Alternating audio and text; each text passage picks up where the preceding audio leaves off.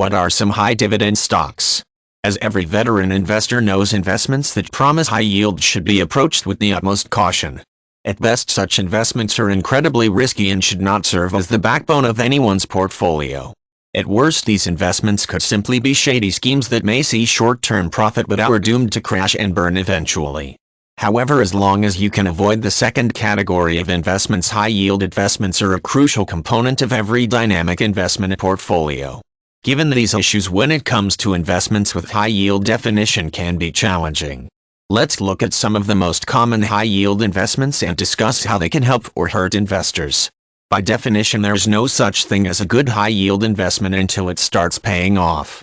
At the starting point, the vast majority of so-called high-yield investments are bonds or other categories of debt investments that either have been rated below investment grade or are sold by companies that have recently been in trouble. Of course, there is very often crossover between these two categories.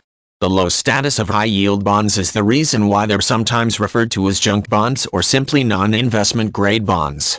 Smart investors think twice before coming into contact with these volatile and high-risk investments, but it's important to realize that these bonds do have a place in good portfolios.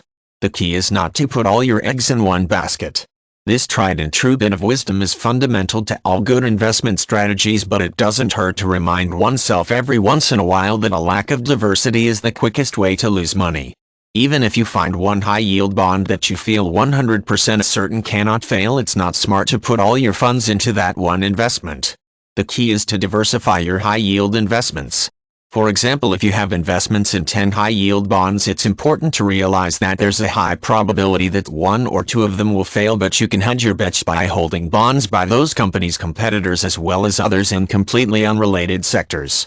Outside of the legitimate channels of the high-yield bond market, high-yield investments should only be approached with caution, and one should only participate in such investments with individuals or firms that can be trusted.